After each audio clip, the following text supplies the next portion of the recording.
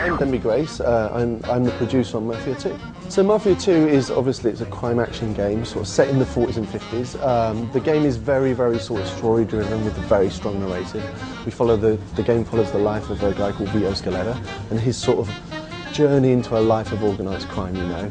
He starts off very small time, but then quite quickly builds up, becomes a made man, and sort of then journeys on doing all these things like a mobster would set in that era, you know.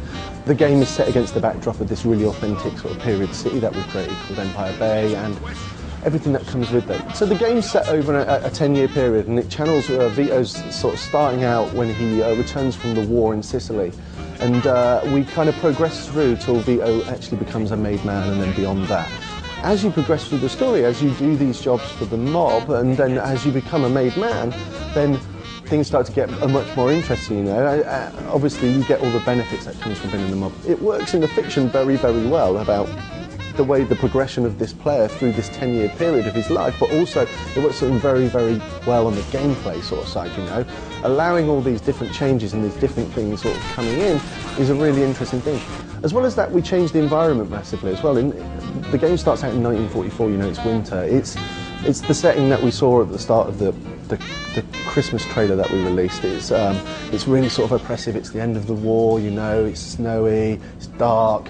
And then we kind of move through to the 50s, and as we hit the 50s, you know, it's the birth of technology, it's bright, it's summer, it's the birth of rock and roll, you know. It's an exciting time in America. Again, all this plays into the gameplay, it plays into the fiction, and it makes the game sort of, as the game progresses, more things come available, more interesting things become available to the player. So the city in Mafia 2 is actually, it's 10 square miles, and that is like double the size of that of Mafia 1, you know.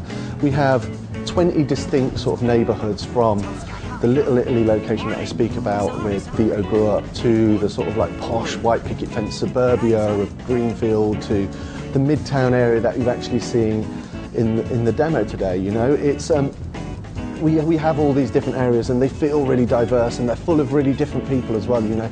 In the Little Italy area it's full of Italian Americans, you know. You progress it to some of the posher areas, there's posher cars and there's posher people going about their daily business, you know. And also, like, as well as that, we have like 100+ interactive indoor environments. All of these sort of indoor environments, some of them are shops, they're restaurants, they're sort of car body shops, they're all the sort of stuff you'd find and that is needed for us to make this fiction come alive, you know.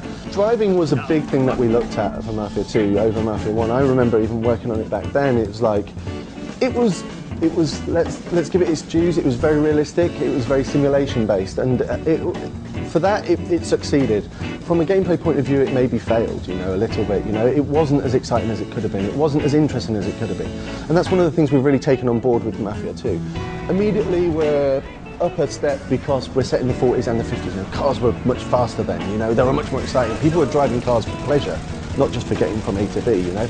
As well as that, we do some exciting stuff, you know, with like hubcaps can fly off, you know, car tyres can be shot out, and all this sort of stuff, glass can be smashed. So these things get much more exciting and much more dramatic in car chases and stuff like that, naturally.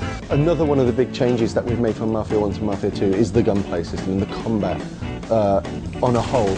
We have this whole feeling that we want the combat in the game to feel much more like a third-person shooter, you know. To add to that, we use a cover system, you know. Quite naturally, if someone shoots at you, you take cover. So why would we not use a cover system? It's we have this whole feeling of this whole thing of deadly combat, you know. You shoot people once in the head, they're dead. You shoot them twice in the body, they're dead. And the same applies to you. So you need to use a cover system. It's going to feel sort of intuitive. It's going to be fun, but ultimately it's very action orientated, you know. Add to that, we have like a melee combat system. Melee combat system is very visceral, you know. It's very simple to do. It's not like Tekken or something like that where it's overly complex combos. It's sort of very simple to do, sort of like a few combos and there's a block, but the coolest thing for me is it allows you to pick up objects in the world. Obviously you have stuff like baseball bats, flip knives, all the things you find in fiction. I could pick up this plate, throw it at you or hit you over the head with it, you know. I could pick up a chair, smash it over something. Really cool, really sort of visceral. People use the environment as you're sort of around you in fights. For me, personally, it's the biggest jump over the game, you know. Yes, we've improved the drone, yes, we've tweaked the gameplay system, but ultimately those things at the core are the same. This is very drastically different, and I think gamers are going to be really pleased with the direction we've taken it in. Mafia 2 is scheduled for a sort of fall 2009 release, and it's coming out simultaneously for 360, PS3 and PC.